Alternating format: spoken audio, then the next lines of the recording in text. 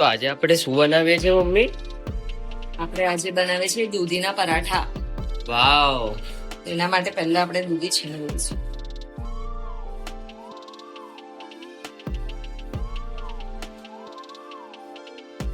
અડધી દૂધી લીધી છે. હવે આ છેલ્લો પાર્ટ આવે ને એટલે બહુ કેરફુલી કરવાનું, નહીં તો વાગી જાય.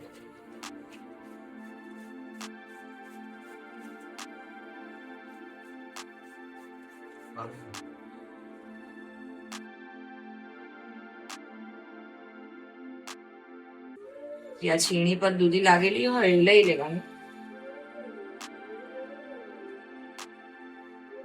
આપણે હાફ કેજી જેટલી દૂધી લીધી છે અને આ પરાઠામાં તમારે ઓછી વધતી તમે કરી શકો, તમને ભાવે એ પ્રમાણે, પણ આઈડિયલી વધારે દૂધી લો તો વધારે ન્યુટ્રિશિયસ બને અને ટેસ્ટી પણ લાગે છે. આ દૂધી છીણાઈ ગઈ છે. હવે એકદમ બેઝિક મસાલા આપણે આમાં કરી દઈશું. પહેલા મીઠું નાખશું, લાલ મરચું, થોડી હળદર, થોડું ધાણા જીરું,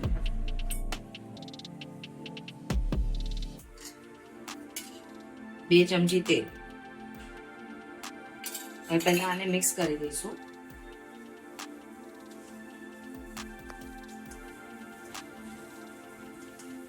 હવે આમાં ભળે ને મિક્સ થાય એટલો આપણે લોટ નાખશું. આમાં આપણે હમણાં પાણી નથી નાખવાનું. અને આપણે ઘઉં અને જુવાર બંનેનો લોટ લઈશું. પહેલા થોડો જુવારનો લોટ લઈ લઈએ.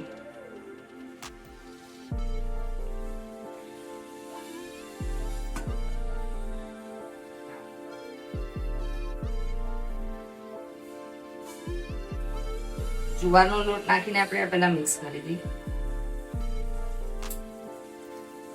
આ તમે એકલા જુવારના લોટથી પણ કરી શકો છો, પણ એનું પછી રોટલા જેવું થેકવું પડે. પણ આપણે આ વણીને કરવા છે એટલે આપણે બાકીનો ઘઉંનો લોટ લઈશું.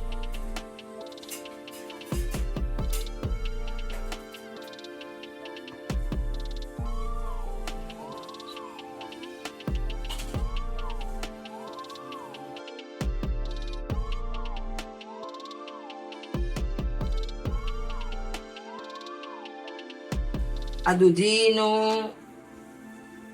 પાણીમાં જ લોટ બંધાય ને એટલો જ લોટ લેવાનો છે. એક સાથે બધો એડ નથી કરવાનો, થોડો થોડો આપણે એડ કરવાનો છે. અત્યારે આ થોડું ઢીલું છે એટલે આપણે હજી થોડો ઘઉંનો લોટ ઉમેરશું.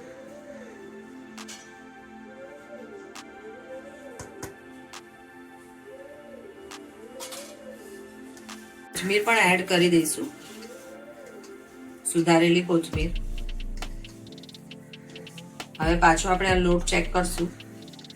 અને આ આપણે પરાઠા બનાવવા હોય ને ત્યારે જ લોટ બાંધવો, કારણ કે પડ્યો પડ્યો ઢીલો થઈ જાય.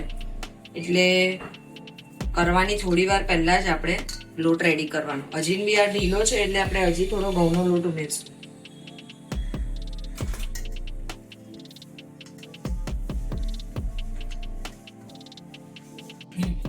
હવે આપણો આ લોટ બંધાઈ ગયો છે.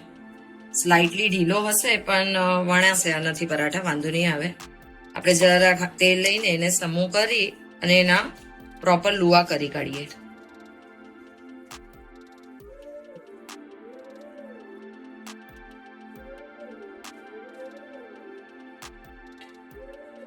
લુવા થોડા મોટા કરવાના રહેશે કે આપણે એને ઇઝીલી વણી શકીએ.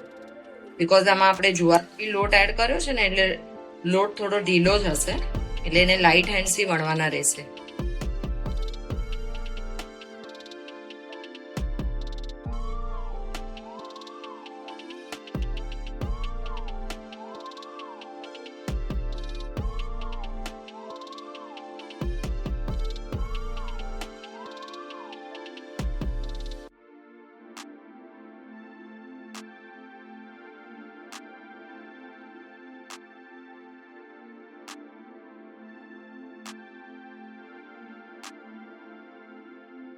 આપણે આ દૂધીના પરોઠામાં તેલ યુઝ કર્યું છે શેકવા માટે.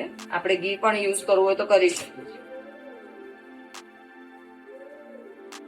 અને બંને સાઈડ ગોલ્ડન બ્રાઉન સરસ શેકાઈ જાય એ રીતે શેકવાના.